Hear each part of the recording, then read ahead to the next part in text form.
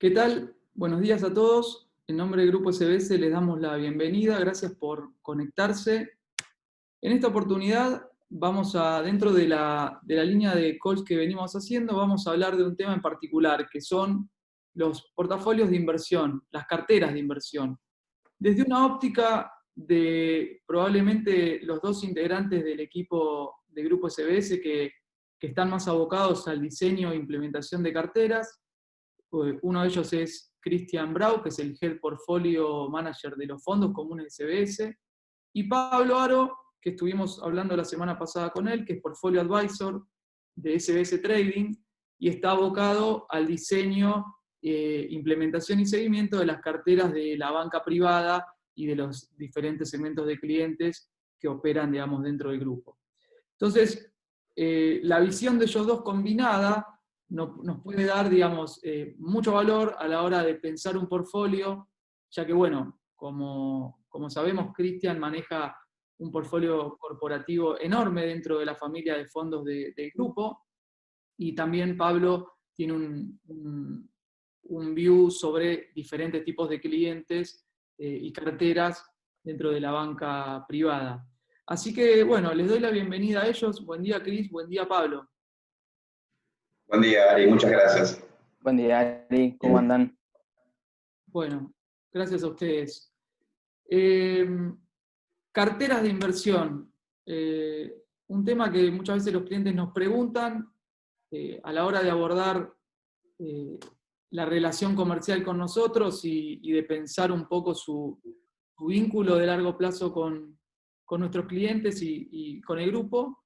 Digamos, ¿qué tenemos para comentar al respecto? ¿Cuál es un poco la dinámica y qué sugerimos de dinámica para que los inversores vayan recorriendo ese camino?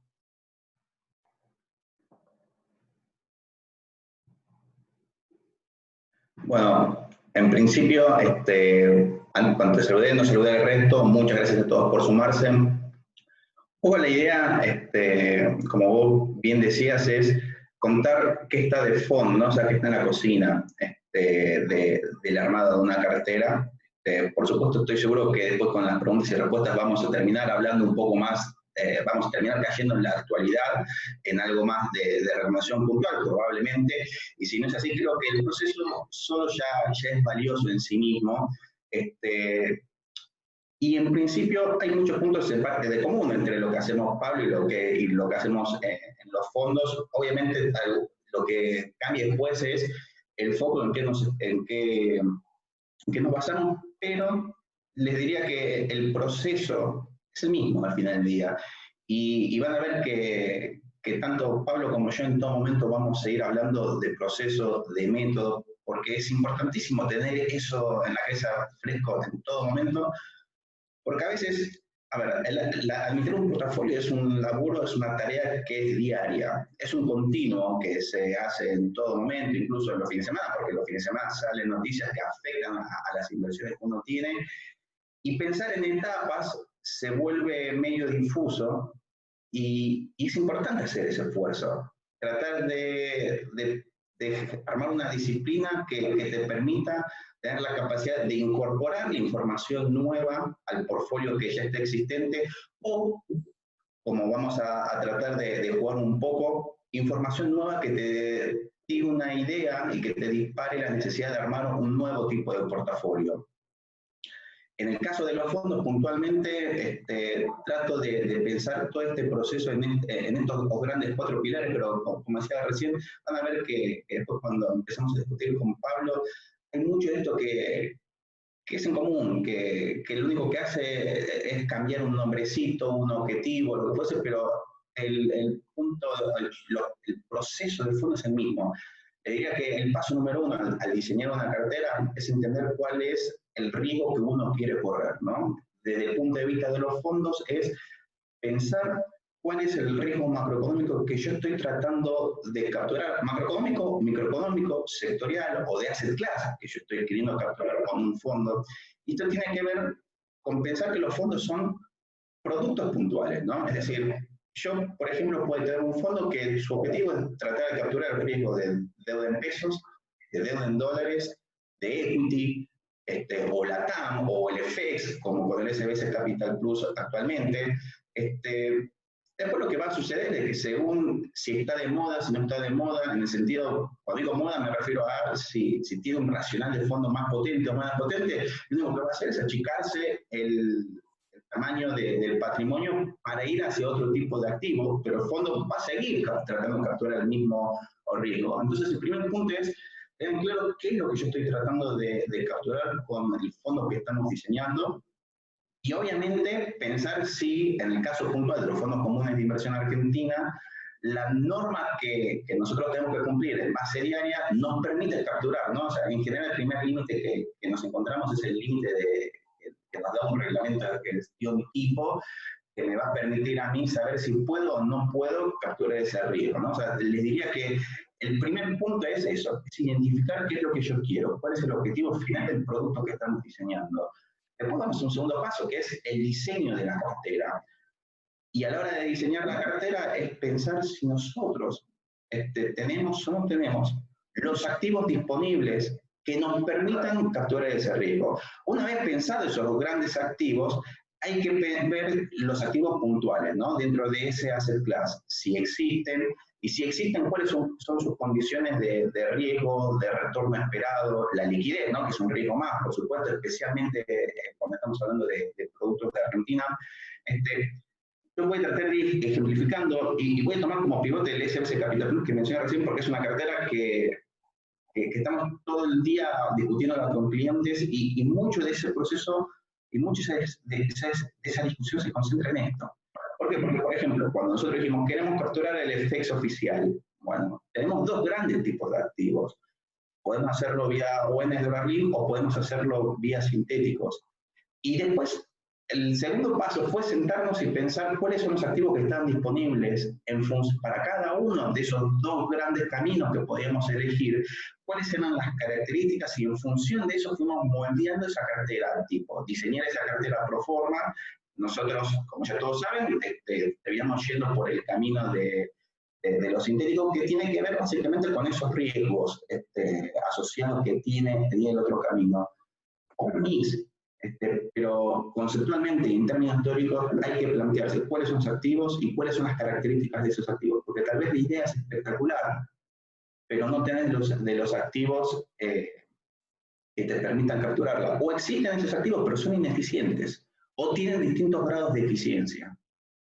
Una vez que está diseñada esa cartera, va a ser el paso de la ejecución, que es un punto importantísimo. Es tan importante ese punto que nosotros en la gestora tenemos dos personas directamente abocadas a la ejecución. O sea, tratamos de crear esas posiciones de la gente que está más en el día a día de análisis y gente que está más en el día a día en la ejecución, más allá que obviamente en la día a día interactuamos y nos escuchamos unos a otros, pero es tan importante el proceso de ejecución como el proceso de diseño, porque tal vez armaste una cartera que es hermosa, es muy linda, es diversificada y después cuando vas a ejecutarla no tienes bid-offer. Entonces ese proceso de, bueno, tengo que comprar tal o cual producto, empezar a pegarme una vuelta con varias contrapartes, tratar de hacerte una idea de la liquidez, del bid-offer spread del producto y ver si es posible o no la ejecución, forma parte fundamental del diseño de la cartera. Porque capaz incluso eso te obliga a rebalancear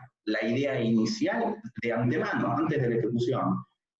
Y esto nos lleva al último punto, que este es el punto que es el que yo decía hace unos minutos, que es medio difuso, porque eso se vuelve una tarea que es día a día, que tiene que ver con sentarnos y entender cómo se está comportando ya la cartera que está viva, cómo se está comportando en función de los objetivos que nos habíamos planeado, por qué se está comportando de la manera que lo estamos viendo, y tratar de incorporar información nueva para ver si es necesario un rebalanceo. Esa información nueva puede ser tranquilamente un cambio rotundo del view, un cambio en las características de los activos, que decía, de repente apareció un activo nuevo que me permite capturar de manera más eficiente el riesgo y es necesario incorporarlo. Nosotros internamente, básicamente, para tratar de formalizar este proceso, tenemos un comité de inversión que fuera de cuarentena se reúne una vez por semana todos los jueves. Hoy en cuarentena les diría que como a todos nos está pasando prácticamente diario, se hace ese tipo de cosas por la tecnología que nos permite. Ese comité está formado por PMs, está formado por nuestro economista jefe, está formado por el jefe de trading, Santiago Campins, que es el que mencionaba, que forma parte importante porque es el que nos dice si es posible o no llevar a cabo una ejecución. Y en función de todos esos pilares, si se prestan atención, estuvieron presentes en todo el proceso de armado y de diseño, tienen que estar en el proceso de análisis, en el proceso de evaluar el rendimiento, entender si está rindiendo bien o si está rindiendo mal. Si está rindiendo bien o mal, porque fue bueno o mal en la idea inicial, porque los activos estuvieron mal seleccionados, porque cambiaron las condiciones de mercado. Y acá hay un punto que es muy importante, que seguramente Pablo lo va a mencionar y que es fundamental en la disciplina a la hora de armar un portafolio, que es no casarse con nada. Entender que si una decisión fue un error, no importa si ese error se debió a que se evalúe de manera equivocada la macro, se evalúe de manera equivocada el activo, se ejecutó mal. Si es un error, borrón y cuenta nueva, se corrige y se sigue adelante. O sea, que eso hace el rebalanceo y que a veces es un cuchillo que uno mismo se clava cuando no lo tienen claro. Por eso, como para ir resumiendo esta slide, es importante a la hora de diseñar un portafolio, pero especialmente a la hora de mantenerlo, tener en claro que hay ciertos procesos que se tienen que respetar a rajatabla, porque son esos procesos los que te permiten hacerte las preguntas de manera diaria. O sea, incorporar un activo o no incorporarlo tiene que ser una decisión activa de inversión, y para eso tienen que existir las preguntas. Con todo, y yendo a la próxima slide, todo este proceso obviamente incorpora un conjunto de análisis, un set de análisis que tiene que ver, o no que tiene que ver, que viene de distintos enfoques, ¿no? O sea, desde un enfoque top-down o bottom-up. Fíjense lo que decía al principio, la idea macro, pensar si tiene sentido aportar al peso, al dólar oficial, al equity, es una decisión más bien macro, pero también puede surgir de una decisión más bien bottom-up. Pensemos, por ejemplo, en el webinar que tuvimos hace un mes y medio sobre equity. Si pensaban eso, o sea, si recuerdan eso, y recuerdan un poco lo que discutíamos, de fondo, en todo momento estaba la idea de, señores, tenemos que comparar el balance sheet, qué es lo que tenemos ahí adentro, y mirar qué es lo que vale la compañía. Fíjense que ese es un enfoque bien bottom-up. Tal vez desde un enfoque top-down, cuando uno empieza a ver el análisis macro, hubiera pensado, che, no tiene sentido tener equity. Más allá que tal vez pensar en los shocks externos de un arreglo de la deuda, también forma parte del enfoque top-down, pero el tradicional enfoque macro te hubiera dicho, no toques ni con un palo el equity. Pero el enfoque bottom-up te dice, sí, hay cosas que son anómalas, y finalmente tuvimos razón, porque el equity terminó raleando más de 50% en dólares desde esa charla hasta hoy. Pero fíjense cómo es importante estar prestando atención a estos distintos tipos de enfoques, que obviamente vienen aparejados con distintas herramientas, ¿no? O sea, un poco el análisis top-down, seguir las variables macroeconómicas, las curvas de tasas locales, externas, variables, modelos de moneda, modelos de riesgo país, modelos de inflación. Fíjense el reporte que salió de nuestro departamento de economía hace 2 días, muy interesante sobre inflación. Son todos inputs que nosotros incorporamos en base diaria para tomar decisiones de cartera. Dentro del enfoque bottom-up, tal vez es más un análisis de balance, más bien análisis duro y puro de crédito, de spread, de spread. Y todo eso alimenta el active management, que si se quiere es el punto 4, es tratar de pensar, reevaluar, recalibrar si es necesario. A veces tal vez se toman desvíos por oportunidades puntuales que surgen de los análisis, que es un poco lo que podemos seguir por oportunidades de trading. Fíjense, nosotros queríamos armar una cartera de series y de repente nos apareció hace un mes la oportunidad de comprar esos series a través de letras en dólares. Era una oportunidad de trading que nos mejoraba el proceso de ejecución de un portafolio que estaba basado en una idea macro. Y por supuesto no dejar de lado el control de riesgo, ¿no? El control, nosotros como gestora tenemos regulaciones asociadas a esos límites que hablaba al principio del reglamento de gestión, que siempre hay que estar prestando atención, no podés desviarte de eso, por más tentadora que pueda llegar a ser alguna idea de inversión, no se puede desviar de eso y hay que estar siempre prestando atención. Y por supuesto los riesgos más asociados al mercado, ¿no? El riesgo de liquidez, el riesgo de crédito, por supuesto. Me parece que con todo este proceso o este círculo que estamos viendo es como una rueda que forma parte de esa diaria que les decía que a veces se vuelve difuso. Cris, además, me parece que en un mercado tan cambiante, tanto desde la volatilidad que tiene en sí de precios como desde lo regulatorio, debe ser muy difícil poder llevar la teoría a la realidad, ¿no? Que es lo que vos decías un poco antes, ¿no? Sí, sin lugar a dudas.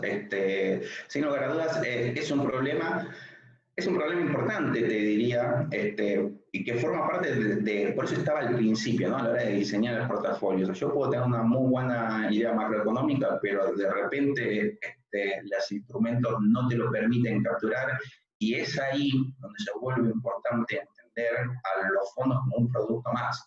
El fondo no te da más, entonces tal vez de repente decís, mira, yo a través de este fondo puedo capturar tal o cual riesgo, pero lo puedo capturar de manera imparcial o imperfecta. Y eso es perfectible. ¿Cómo? Asociando ese fondo como si fuese un activo más con otro tipo de activo, como planteaba Pablo la semana pasada, o creo que la anterior, en el webinar sobre los CDRs, que planteaba un enfoque muy atinado de pensar tal vez una estructura núcleo y después distintos satélites que te permitan ir mejorando esa eficiencia para captar el riesgo que vos querés. Excelente. Pablo, gracias, Cris. Pablo, ¿cómo cambia un poco ese proceso de inversión que decía Cristian en relación a un inversor minorista, a un banca privada? ¿Cómo cambia un poco eso desde un fondo hacia una persona, digamos? Bien, bueno, la verdad es que como comentario, y, digamos, empezando a darle forma a esa pregunta que me haces, el primer comentario que me surge es, indudablemente tiene que estar fuertemente apalancado en este proceso metodológico tan bien fundamentado que nos explicó Cris recién, que es lo relacionado a utilizar intensivamente fondos de inversión. Básicamente tenemos 4 pilares, así como Chris nos mostró los 4 pilares que él utiliza para la gestión de los fondos que administra SBS. Desde el punto de vista de un inversor individual, tenemos también 4 pilares en los cuales tenemos que tener los ojos puestos todo el tiempo. El primero de ellos es armar un plan, ¿sí? Esto es delinear inicialmente cuál es el objetivo al que quiero llegar. Muchas veces esto es ni más ni menos que un monto en dólares, por ejemplo, que va a funcionar como fondo de retiro, ¿sí? Y lo que viene atado de la mano son todas las restricciones que enfrento para poder llegar a ese objetivo. Me las anoté las restricciones, porque son tantas. La primera de todas es el horizonte de tiempo. Tenemos que saber, bueno, para cuándo queremos llegar a ese objetivo. La segunda es qué nivel de tolerancia al riesgo tengo yo como inversor individual. Es decir, seguramente la cartera de Ari y la de Chris y la de Mía va a variar solamente por cómo nos levantamos a la mañana en función de cómo nos fuimos a dormir a la noche respecto a lo que pasó el día anterior en el mercado. La tolerancia al riesgo, si somos amantes del riesgo o odiamos el riesgo, nos va a determinar obviamente digamos, el plan que vamos a construir.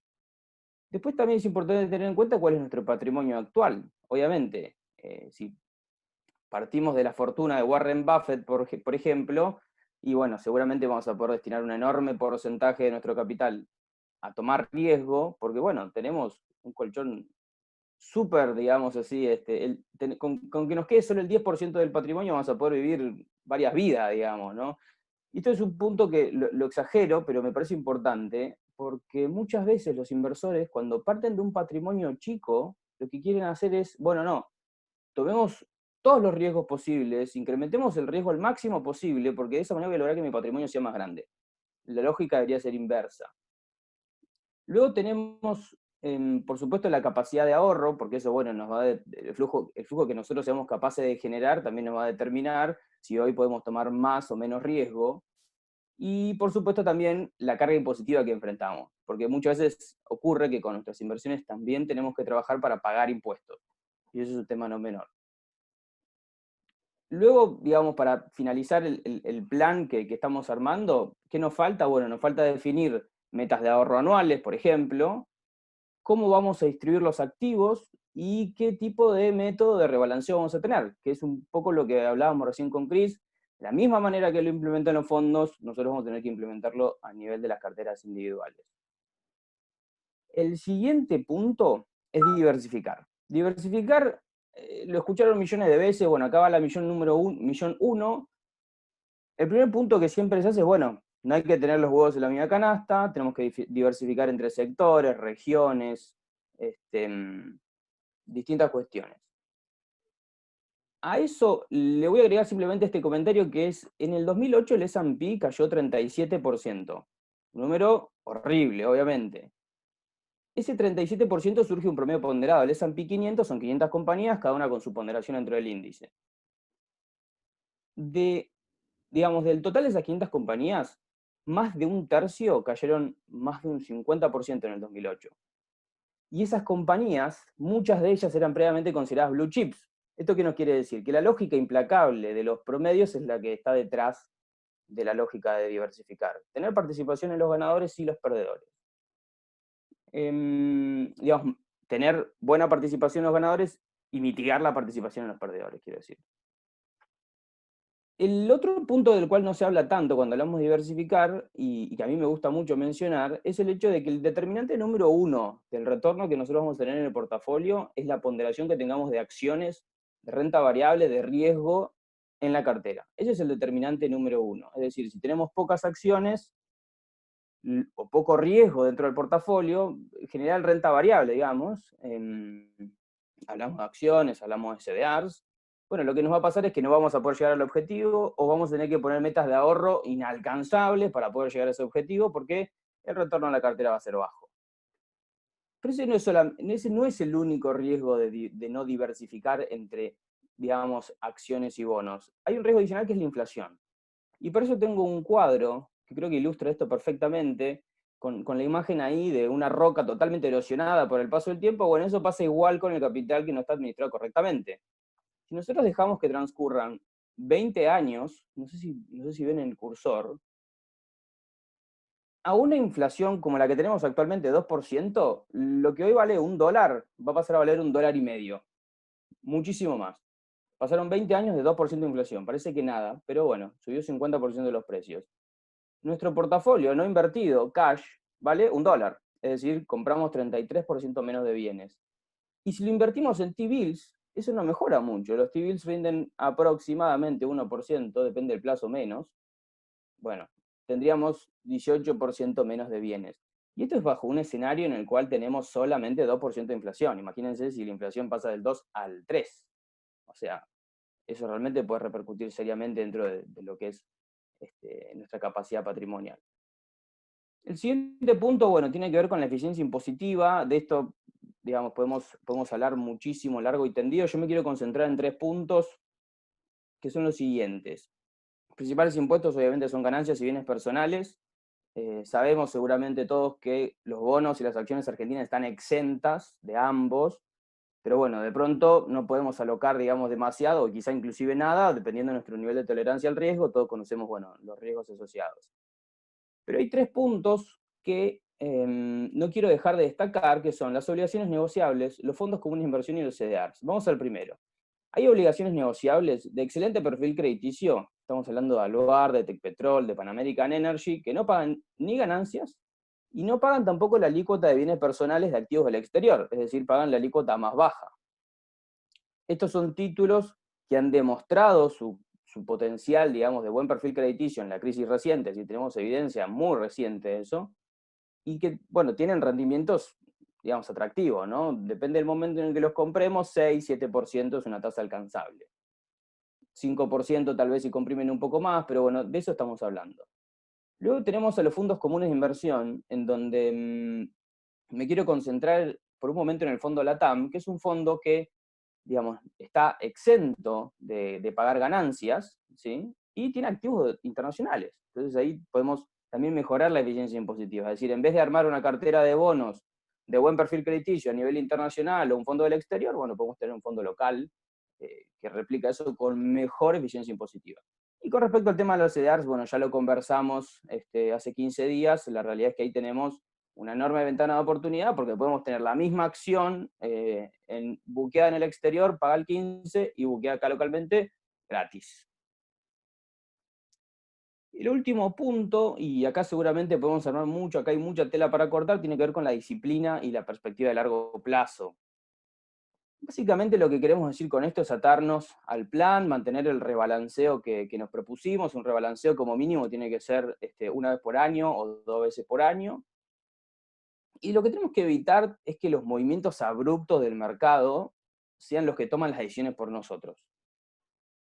Tengo un cuadro para eso que muestra un poco lo que pasa cuando hay un portfolio que nunca se rebalancea. Fíjense, esto inicia en 2003, en 60% acciones, llega a 2007, fines del 2007 con 75% acciones, y fíjense que sobre ese sendero alcista del mercado, seguramente el inversor que mantuvo una ponderación creciente en el tiempo de acciones dijo, soy un genio. Bueno, ¿qué pasa? Llegó a la crisis del 2008 con un portfolio mal parado, en donde el mercado solito lo llevó a su 60% anterior de acciones. Es decir, que tuvo que enfrentar por 15 puntos de la cartera la caída del 38% del S&P, que no debería haber tenido que enfrentar. No solo eso, sino que además, fíjense, el portfolio que se rebalancea llega a la crisis con 60% de acciones y pasa a 45. ¿Esto qué le da? La oportunidad de volver a comprar y volver a 60. Volver a 60 le da comprar en 45 le dio la posibilidad de pasar de tener 45% de acciones a 60% de acciones cuando los precios eran más atractivos para la entrada. Esto lamentablemente suele ser contraintuitivo, es decir, nuestros instintos humanos nos llevan a querer hacer exactamente lo opuesto. Fíjense en el gráfico de abajo, acá tenemos la misma situación, 2008, ¿qué pasaba si yo, con el miedo que me generó la crisis financiera global, vendí todas mis acciones, todos mis activos riesgosos y me puse 100% en cash o 100% en renta fija? Bueno, el inversor que mantuvo las ponderaciones, 60% de equity, 40% bonos, triplicó el capital en los últimos 10, 12 años, mientras que, bueno, los inversores de bonos o de cash tuvieron rentabilidades muy, muy por debajo, obviamente, ¿no? Esto es obvio. Con lo que un poco con esto cierro y el comentario es mantener la disciplina, entender la perspectiva de largo plazo, no dejar que los movimientos súper abruptos que nos toca transitar en el mercado sean los que toman las decisiones por nosotros, ¿no? Pablo, siempre aclarando un poco temas impositivos, siempre a medida del cliente, y si es persona física o si es persona jurídica, digamos, siempre cambia, digamos, y sugerimos ahí hablar con sus impositivistas o sus contadores, y bueno, o preguntarnos en términos individuales, ¿no? Ponemos para que sea una generalidad, digamos, la filmina impositiva, ¿no? Sí, sí, seguro, es algo muy general, digamos, para disparar la conversación más que nada. Ok, muchas gracias. Les hago un par de preguntas en relación a, obviamente el contexto de inversiones a nivel global es importante porque básicamente a la hora de planificar algo de largo plazo hay dos factores que juegan mucho y uno es la baja de los rendimientos, la baja de tasas a nivel global, con buena parte de la renta fija rindiendo negativo, y el segundo punto es la longevidad, ¿no? Es decir, claramente en los últimos 20 o 30 años el promedio, la esperanza de vida cambió fuertemente. Esto se ve, obviamente, este combo se ve en los sistemas previsionales globales, en que la mayoría están en crisis de sustentabilidad, pero a la hora de pensar una cartera individual también golpea, ¿no? Esto, entonces, ¿de dónde surge un poco el rendimiento a la hora de pensar una cartera a largo plazo si tenemos buena parte de la renta fija de primer nivel rindiendo negativo? ¿Cuáles son las adaptaciones que están haciendo los inversores? ¿Qué están viendo ahí? Bueno, si querés, arranco yo la pregunta, en realidad, dándole la oportunidad a Chris de que nos cuente cómo administran el fondo LATAM, que es algo, si se quiere, que a mí me genera todos los días un asombro muy favorable. Es decir, en un mundo en el cual la renta fija no rinde nada, el fondo LATAM no solamente, digamos, demostró la posibilidad de superar eficientemente la crisis que tuvimos, sino que además sigue generando retornos con bajo riesgo que son súper atractivos, ¿no? ¿Cómo ves, Cris, ese escenario, digamos, a nivel internacional? Bueno, mencionaste justo el fondo LATAM, que, que se nutre mucho de del fenómeno que describía Ariel recién. O sea, básicamente ese fenómeno donde a nivel global, olvidémonos un segundo de Argentina, ¿no? O sea, a nivel global, los grandes gestores tienen que responder a esa pregunta, decir, bueno, ¿cómo hago para mejorar los retornos en un contexto donde todos los activos, y volvemos, fíjense a lo que discutíamos al principio, o sea, vos tenés un objetivo y tal vez los activos empiezan a complicarte y empiojarte el partido, porque no es tan fácil llegar a ese objetivo por condiciones demográficas, por condiciones de mercados. Bueno, me parece que la respuesta a eso básicamente vino con un proceso en el cual se empezó a aceptar mayores riesgos. Y esos mayores riesgos no es otra cosa que mercados emergentes, en los cuales la TAM no es la excepción. Entonces, fíjense que, y haciendo el link específico con con la pregunta de Pablo sobre cómo administramos eso en el LATAM, tenemos que prestar atención a los ciclos de los flujos internacionales, a esa risk on, risk off de los inversores globales y cómo puede llegar a pegar en los distintos activos de riesgos, en este caso en el LATAM. Bueno, cuando empieza a haber apetito, fíjense que empieza a ser favorable. Creo que el ejemplo más claro lo estamos teniendo estas semanas, cuando las economías de la región empiezan a mostrar una gran capacidad de acceder al mercado financiero internacional para financiar los déficits fiscales crecientes que estamos viendo justamente para atacar la pandemia. Entonces, ese tipo de fenómenos de flujo los tenemos que estar constantemente monitoreándolos y teniendo presentes para todos los fondos en general, para el LATAM en particular, porque estamos administrando algo que tiene un vínculo directo. O sea, hoy circunstancialmente Argentina tal vez no se puede ver beneficiada tanto de esos procesos, entonces sacando capaz algunos componentes de flujos en el mercado de equity, el resto de los asset class locales no tiene ese push positivo. LATAM sí. Dicho eso, ahí empieza el proceso nuestro de tratar de entender el análisis de riesgo de los activos que tenemos y definir qué riesgos queremos correr y qué riesgos no queremos correr. Creo que es muy claro si uno empieza a comparar la cartera del fondo LATAM a fines de cada mes, en los últimos 5 meses o 6 meses, pongamos de octubre, noviembre del año pasado, van a ver muy claro ese tipo de movimientos, donde tal vez de repente con el coronavirus nos tuvimos que replantear y decir, bueno, ¿qué riesgo queremos correr? Teníamos riesgo soberano y duration, y teníamos riesgo crédito. Dentro del riesgo crédito teníamos de todo tipo de riesgos, pero también teníamos riesgo de E&P, por ejemplo, de petróleo. Bueno, ¿qué riesgo queremos correr? ¿Queremos correr riesgo duration soberano cuando las historias fiscales están empezando a deteriorarse y el manual macro de macroeconomía 1 te dice que no? O sea, un deterioro fiscal que pueda ser percibido como no transitorio, te pega en el tramo largo de la curva. Bueno, no quiero correr ese riesgo y van a ver que nosotros en los fondos acotamos dramáticamente la duration en los soberanos. ¿Esto quiere decir que vendimos todo? No, porque, y acá voy a apelar a ese grafiquito que mostró Pablo sobre lo contraintuitivo de vender todo en el peor momento. Me parece un gráfico espectacular ese, porque es simplemente el ejercicio de pensar que con este cambio de realidad, ¿qué riesgo quiero correr y qué no quiero correr? Bueno, queremos correr riesgo de crédito, tal vez no tanto de duration. Bueno, ¿de qué créditos estamos hablando? Y ahí empieza el análisis que hace el resto del equipo, los PM y analistas de equity y de crédito, donde empiezan a sentarse a mirar las hojas de balance y ver si están sólidas, si no están sólidas, cómo pueden verse impactada en términos de flujos, de actividad real, digo, ¿no? Y si son perceptibles o no, de absorber ese contexto favorable de plata, gratis. Y lo estamos viendo, o sea, si bien tenemos soberanos que están teniendo capacidad de acceder al mercado financiero, la compresión o los niveles de precio no volvieron a los niveles pre-coronavirus, en cambio en algunos corporativos sí. Que obviamente sus hojas de balance sufrieron, pero que aún con menor duration mostraron mejor performance que soberanos con mayor duration en un contexto donde la contraintuitiva te diría, bueno, estamos viendo más plata para mercados emergentes a más largo plazo.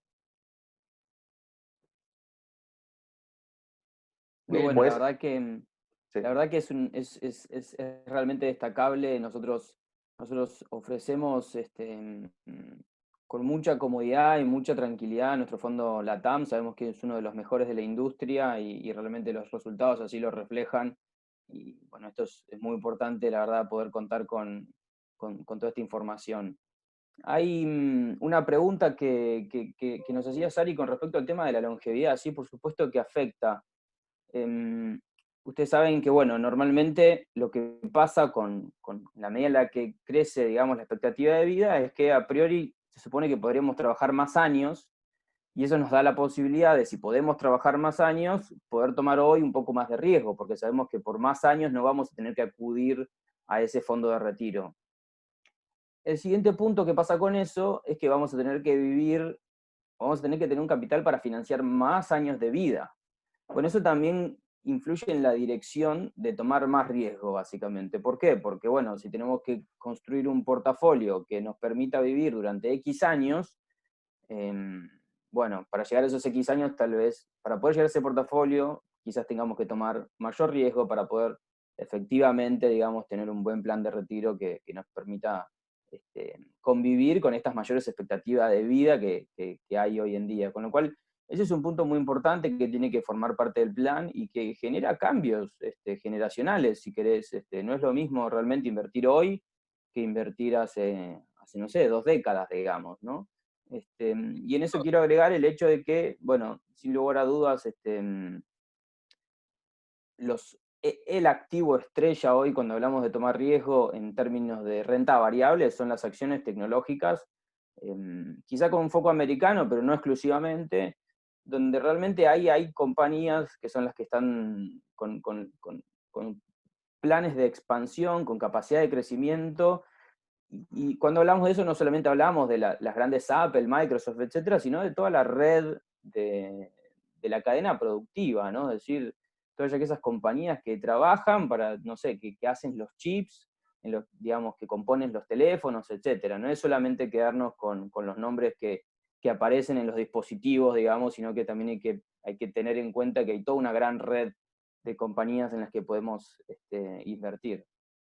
Sí, vos sabés, Pablo, que asociado con esto que estamos hablando, cuando uno mira la cartera de los sistemas previsionales del mundo, los más grandes, ¿no? Si uno piensa en los fondos previsionales más grandes, por ejemplo, el Fondo Público de Japón o el Fondo de los Maestros de California, por ejemplo, que son uno de los más grandes del mundo, con trillones de dólares de inversión, Sí. Cuando uno mira la cartera, tienen más del 50% invertido en acciones. O sea, y esto es obviamente una consecuencia de lo que venimos hablando de que la longevidad y la baja en la tasa de la renta fija te obliga para poder cumplir con los objetivos de los planes de retiro de la gente que está del otro lado, a tomar, digamos, obviamente posiciones de mucha más volatilidad.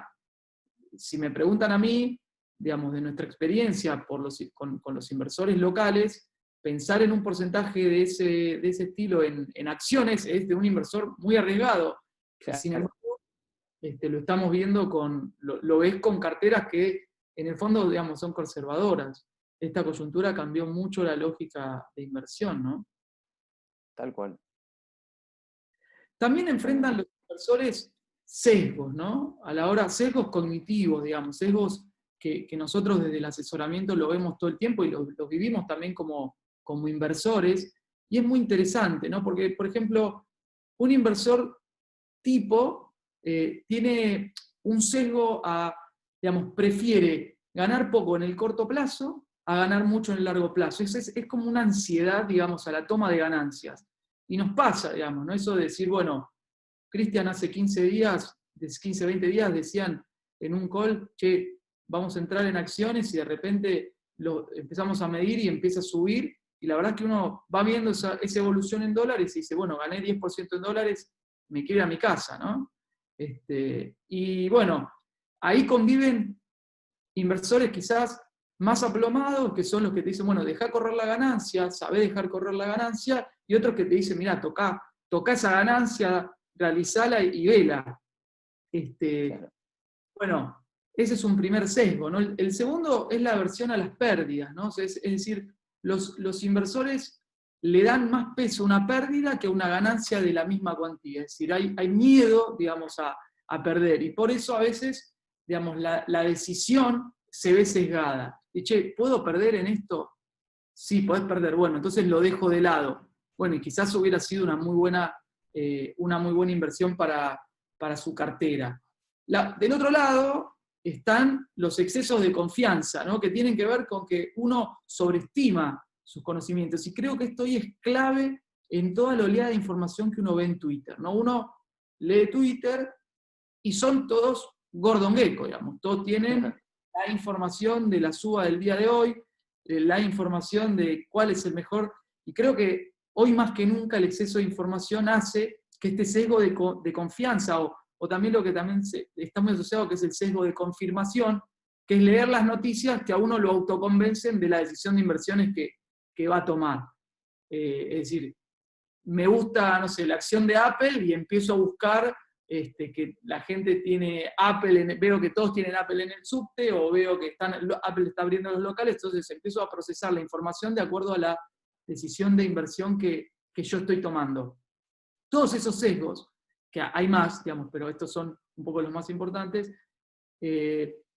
juegan a la hora de invertir, porque claramente, como bien decía Cristian al principio, somos humanos y todas estas cosas juegan, y además llevar la teoría de lo que es un portafolio perfecto a la práctica requiere de un montón de cosas, de factores de la realidad, y es ahí donde un poco el asesoramiento nuestro juega para tratar de acompañarlos en este proceso de inversión, ¿no? Ir manejando esas ansiedades, esas tomas de decisión, bueno, compartiendo obviamente un poco la información que nosotros manejamos con equipos que son muy profesionales, con productos muy variados, como mencionaban recién los chicos, y creo que lo más importante de lo que venimos hablando es esa relación de largo plazo y esa disciplina que tiene que ver con el vínculo de confianza que se genera entre el cliente y nosotros. Es decir, poder ir construyendo esa relación donde a lo largo del tiempo vamos charlando sobre el portafolio, acompañándolos, asesorándolos, rebalanceando las carteras. Me parece que ahí hay un factor clave en ese punto. Si quieren, chicos, creo que fue bastante clara la presentación. Si quieren, hay preguntas interesantes y me gustaría ir comentándolas para no irnos del tiempo. Les pregunto, preguntan, por ejemplo, si hay dólares en el colchón, si lo ven bien para entrar a equity en estos niveles. Equity argentino, obviamente, ¿no? Me imagino para el fondo de acciones. ¿Qué opinan, Cris? ¿Que siguen viendo valor ahí en el equity? Sí, a ver, yo creo que hay valor en el equity porque básicamente lo que planteábamos hace un mes sigue latente ahí, ¿no? O sea, por supuesto, siempre después de un 40, 50, 60% en dólares, dependiendo el nombre donde hayas estado parado o que estés mirando, sin lugar a dudas puede haber una toma de ganancia. Yo creo que si, no sé, efectivamente se confirma el rumor de que en el corto plazo va a haber un acuerdo en la deuda, probablemente sea un catalizador de toma de ganancia, por todo lo que vos mencionabas hace unos minutos en esa discusión bastante interesante sobre los egos cognitivos, ¿no? Che, sucedió un evento importante, gané 50%, 40% o lo que sea, 20% en dólares, me quiero ir. Eso puede favorecer o mejorar el punto de entrada. Pero lo voy a mezclar con lo que decía Pablo con relación al horizonte de tiempo, que cuando uno empieza a hablar o asesorar a inversores puntuales, es importantísimo. A mí me parece que todo eso que decíamos al principio, perdón, hace un par de semanas atrás sobre equity, siguen latentes. O sea, vos, por más que haya subido lo que haya subido el market cap de las compañías, cuando vos las comparás contra sus hojas de balance, seguís viendo anomalías. Por supuesto, tal vez ya no tan extremas o brutales como eran hace un mes, mes y medio, pero siguen estando ahí. Entonces, no diría que es un momento para entrar en equity ciego, pensando en promedio, pensando en hacer benchmarking, porque podés tener una toma de ganancia, porque Argentina es Argentina, pero sí creo que hay valor cuando vos te enfocás en esa pata que discutimos al principio de bottom-up y mirar los balances y te das cuenta que no, o sea, que esas subas, como decía Pablo, hubo muchas subas en promedio, pero cuando empezás a mirar papeles por papeles, no todos se comportaron de la misma manera, y siguen habiendo cosas interesantes, con lo que una respuesta genérica sería sí, con cuidado, no benchmarkeando, sino diversificando, pero de manera inteligente, de manera cuidadosa, sabiendo qué es lo que vas a comprar y teniendo presente que tenés que tener un horizonte de tiempo que no sea corto en Argentina en el equity. Yo creo que en general hoy las valuaciones te invitan a tomar ese tipo de riesgos. Después, obviamente, y vos cuando mencionabas sobre lo que es un fondo de pensión en Estados Unidos o en Japón y su posición de equity que sería impensado para Argentina, y la verdad es que hay motivos de sobra, ¿no? O sea, cuando vos mirás una muestra de largo plazo del equity argentino medido en dólares, y la verdad es que tal vez no ganaste demasiado, o nada, o perdiste. En cambio, en otros países, en otros mercados más desarrollados, con un proceso similar al que podemos hacer nosotros que estamos describiendo, ganarás más o ganarás menos, pero al menos no vas perdiendo contra la inflación. Entonces, obviamente, ese tipo de cosas hay que tenerlo en consideración e incorporando eso en la pregunta concreta que vos hiciste, hoy encontramos cosas que suelen ser oportunidades que Argentina lamentablemente da y da a cada generación, ¿no? De ofrecerte papeles con mucho valor a evaluaciones muy bajas. Es decir, comparemos o sea, no lo comparemos contra fin de abril, los valores de equity. Comparémoslo contra fines del año pasado, comparémoslo contra agosto del año pasado. Y no estoy diciendo comparémoslo contra enero de 2018, porque ahí había todo un cúmulo de expectativas que hoy no están presentes. Capaz pueden estarlo, no lo sé, pero conceptualmente creo que hoy hay oportunidades. Bien. Pablo, una consulta. Acá nos preguntan si vemos factible obtener una renta del 5% para una persona de alrededor de 50 años, 5% en dólares. Digamos, creo que sí, que hay muchos instrumentos, me gustaría saber tu opinión. Sí, sí, totalmente. Es una expectativa de retorno súper realista, me parece que está muy bien orientado.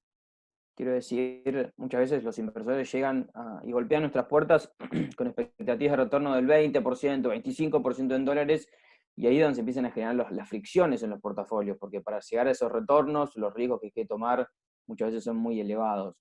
Cuando partimos de expectativas de retorno realistas, digamos, en torno a lo que ofrecen los mercados hoy, las cosas empiezan a encasillarse muchísimo mejor. Hoy, con una tasa esperada de retorno del 5%, tenemos un montón de activos. La rentabilidad desde 1820 de las acciones en Estados Unidos es del 8% aproximadamente. Con lo cual, si tomamos esa super serie histórica como referencia, con un porcentaje, digamos, y entendiendo que tenemos 10 años, digamos, por delante para invertir ese fondo de retiro, digamos, ahí ya estaríamos, digamos, estaríamos bien. Después tenemos, como les mencionaba antes, los bonos de Aluar, de Tecpetrol, compañías de primera línea locales que realmente, bueno, están en línea con esas tasas de interés. Y Claro, por último, bueno, perdóname, Pablo, los créditos sí, corporativos de hard dólar suelen ser en Argentina bastante apetecibles para la idiosincrasia del banca privada que quiere su cupón y digamos que quiere poca volatilidad. La realidad es que se ha visto que por más que el mercado esté muy complicado, las empresas soportan con mucha menos volatilidad que el soberano los traspié el mercado, y creo que ahí en créditos corporativos hay muy buenos nombres y bonos como para este tipo de inversores también, ¿no? Sí, sí, totalmente. Creo que ese es un punto que realmente es una muy buena experiencia si se quiere, de las pocas que hay, de toda la crisis local en los últimos, no sé, 24 meses. Es decir, la realmente muy buena performance que tuvieron los buenos créditos corporativos. Eso es algo muy importante a tener en cuenta. Y después, bueno, por supuesto, incorporar el fondo LATAM también nos va a encaminar a obtener ese objetivo, ¿no? Un objetivo en torno a un retorno del 5% anual. Es algo lograble a través de esta combinación que estamos mencionando. Me parece que es una muy buena combinación para responder a esa pregunta. Gracias, Pablo. Cris, tema de crédito SER, ajuste por inflación. ¿Qué estás viendo ahí? O sea, ¿crees que sea una buena apuesta para lo que es capturar toda esta expectativa de inflación creciente en relación a las variables monetarias que hay últimamente en la macro? Bueno, a ver, me parece que sí. La pregunta cortita, la respuesta corta a esa pregunta es sí, definitivamente sí. Me parece que por lo menos cómo está configurada hoy la economía argentina y los distintos tipos de políticas que se están llevando desde el punto de vista fiscal y desde el punto de vista monetario, y además cómo imaginamos que va a seguir adelante todo este proceso, vas a estar en una economía que, si no hay un cambio distinto, vas a estar en un entorno de tasas reales que son negativas, que van a seguir siendo negativas, de vuelta, a menos que haya un cambio, pero eso sería un shock externo que hoy no lo podemos incorporar. Tampoco lo podemos descartar, pero hay que tomar la decisión en función de la información que tenemos disponible. Y es esperable también que la dinámica de la inflación empiece a reaccionar en algún momento del segundo semestre. Es muy difícil prever el timing porque tenemos hoy un factor externo que es la cuarentena, que hoy estarían anunciando todavía 3 semanas más, que sin lugar a dudas juega como un ancla en el sentido de que desincentiva subas de precios y no me voy a meter demasiado técnico, pero todo lo que tienen un poco de conocimiento o de economía, hay un concepto que se llama la velocidad de dinero que la está reprimiendo, que en criollo sería la plata está en cuarentena, o sea, todos tenemos saldos de plata en efectivo en nuestro cajón, en nuestra mesada acá, para no ir tanto al banco. Cuando la economía se normalice, probablemente esa variable macroeconómica que se llama velocidad del dinero va a empezar a reaccionar y se va a caer la sábana y va a quedar en evidencia lo que estamos todos viendo, que es una suma monumental de la cantidad de dinero. Y Claro. que en Argentina y en cualquier parte del mundo eso es más inflación futura. Después habrá que elegir cuál es el instrumento adecuado para capturar, si te que ir de más largo, más corto en duration, pero aún después del rally que tuvieron en el último mes, te diría que sigue habiendo atractivo relativo a otros instrumentos de renta fija. Ahí Ahí hay, recomiendo, perdón, una cosita más. Veo, por lo que tengo entendido, somos todos clientes, los que están escuchándonos. Esta semana les tuvo que haber llegado un reportecito muy corto de nuestro equipo de economía, en caso para Drenger de Buller, que se enfoca en este tema, es muy interesante, en un lenguaje muy claro. Recomiendo mucho que lo lean a todos y especialmente a la persona que está teniendo esta duda en este momento. bien. Cris, consulta en relación a Brasil, ¿no? Todo este impacto que tuvo Brasil, ¿cómo estás adaptando, digamos, esa info al fondo de la TAM? ¿Cómo está siendo un poco la evolución de Brasil? Si el fondo está reaccionando un poco a lo que fueron los índices como el EWZ. ¿Qué estás viendo ahí un poquito en Brasil? Bueno, lo primero a aclarar, el fondo es de renta fija, no tiene renta variable, o sea, son todos bonos. Y lo segundo que tengo que decir es que básicamente nuestra reacción fue reducir el riesgo Brasil en general. ¿En qué cosas nos enfocamos a la hora de reducir el riesgo de Brasil? En la duration. O sea, en ese fondo, la duration la jugábamos, o cuando queríamos irnos largos en duration, hasta la pandemia lo jugábamos con el tramo largo de la curva soberana, no tanto con corporativos, con lo que fuimos reduciendo Brasil. Pero más importante, además de la reducción del Brasil soberano, se vio una reducción en la duration de la subcarterita de Brasil. Y si bien en términos de ponderadores, vos mirás el fondo hoy está en 60% de exposición a Brasil, cuando empezás a comparar esa foto con la foto de fin de año, te vas a dar cuenta que la naturaleza cambió mucho en favor de los créditos. Estamos priorizando jugar el play de Brasil a través de créditos de corta duration, con hojas de balance con las que nos sintamos cómodos y que nos dé la seguridad, o no la seguridad, nos dé la percepción de que van a poder capturar de una manera adecuada este entorno de mucha liquidez global, ¿no? Que le permita capear la crisis actual y oportunidad de liquidez más una hoja de balance razonable debería permitirles crecer, solventar esta crisis, ¿no? Me parece que de fondo, si se quiere, la pregunta más importante que uno tiene que hacer es entender qué es lo que está pasando en Brasil. O sea, cuando uno mira el retorno de nuestro fondo LATAM el año pasado, estuvo entre los primeros, según la muestra que mire, siempre estuvo entre primer y tercero todo el año. Y tuvo mucho que ver con la apuesta que teníamos agresiva sobre Brasil, que como acabo de decir, era una apuesta distinta. Y eso venía de la mano, básicamente, de perspectivas que teníamos sobre un cambio estructural en la economía. Cuando sucedió lo del coronavirus, básicamente nos dimos cuenta que, primero, ese cambio estructural como mínimo se iba a poner en pausa. El deterioro fiscal que estamos viendo, porque sí o sí lo iban a tener que romper todas las leyes de capeo fiscal. Pero además también la dinámica política que está siguiendo nos da la sensación que tal vez no es solamente en pausa, tal vez en algún momento se revierta definitivamente. Bueno, entonces si el driver de Brasil era un cambio de expectativas positivas que pegaban en el tramo largo de la duration, no solamente tenemos que bajar la duration, sino también tenemos que bajar la exposición total. Bien. Bueno, última pregunta, porque ya estamos dentro de la hora de duración de call y no queremos extendernos más que eso. Los bonos ley local nos están consultando por acá. Han subido muchísimo, están en paridades bastante altas en relación a los ley internacional. ¿Qué es un poco lo que estás viendo ahí, Cris, en relación a eso? Bueno, lo primero que voy a decir es teoría de los actos propios. A nosotros nuestra exposición en hard dólar en Argentina está muy sesgada a la ley local. O sea, tenemos obviamente exposición a ley extranjera, pero tiene mucha exposición a ley local porque básicamente en todo momento nos gustó. O sea, no es de ahora, o sea, es un sesgo que lo tenemos ya desde varios meses. Consideramos que van a tener un tratamiento que sea relativamente igual.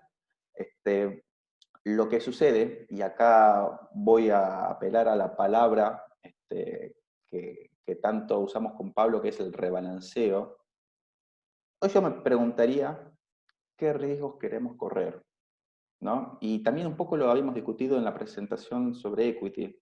Yo sí tengo un cliente con AO20 o con AY24, de ese cliente sé un par de cosas. Lo primero que sé es que está dispuesto a aceptar el riesgo argentino. Si no, no estaría en bonos, ya estaría en un treasury, ya estaría en un fondo de la TAM, en un CDR. Además sé que tiene un horizonte de tiempo que como mínimo no es corto, porque la solución a la deuda puede ser ahora, pero puede ser dentro de un año, puede ser dentro de 4, puede ser dentro de un mes. Y además también lo que podemos saber es que está tratando, o no, tal vez no lo sabemos, pero tal vez es un inversor que viene, por ejemplo, desde hace un año atrás y que está buscando recuperar parte de la pérdida. Sabemos que la estrategia de recupero, el upside, es limitado, porque la deuda global podrá tener 50, 55, 60 dólares. La ley local probablemente obtenga algo menor, aunque sea por una exit yield más alta, por el típico spread que siempre tuvimos entre ley local y ley extranjera. Entonces, Cuando yo junto todo eso, lo que me pregunto es, después de este rally, ¿por qué no considerar, por ejemplo, pasar parte de esa posición a equity? ¿Por qué? Porque en términos de riesgos, hoy la renta fija soberana argentina se comporta con similar volatilidad que el equity. Y segundo, porque en el equity, un poco lo que discutíamos con Pablo y con vos hace unos minutos, es necesario el horizonte de tiempo. Bueno, este inversor ya tiene un horizonte de tiempo largo y además ya acepta el riesgo argentino. Con lo que la pregunta corta sería, me gusta, puede tener un recorrido adicional extra, pero me parece que ya entramos en una etapa de tener que replantearnos si tenemos ganas de seguir en ese riesgo por un 10% más. Y si no nos conviene movernos a otro tipo de activos donde con un horizonte de tiempo razonable, si se seleccionó bien el riesgo crédito, puede tener un upside que no esté necesariamente capeado. Excelente. Bueno, muchas gracias, Pablo, Cristian, por su aporte. Me parece que estuvo muy buena la charla. Les vamos a dejar ahora para completar una encuesta antes de cerrar. Y bueno, les agradecemos como siempre su participación. Tienen nuestros teléfonos, la manera para poder un poco concretar todas estas ideas y recibir asesoramiento es llamarnos. No sé si ahí Pablo o Cris podríamos ir a la última filmina, que están los teléfonos del equipo comercial. Y bueno, estamos a total disposición para sus dudas, sus consultas y acompañarlos en esta etapa que es desafiante para todos. Muchas gracias, nos vemos la próxima. Gracias. Muchas gracias. Hasta luego. Chao. Buen día a todos.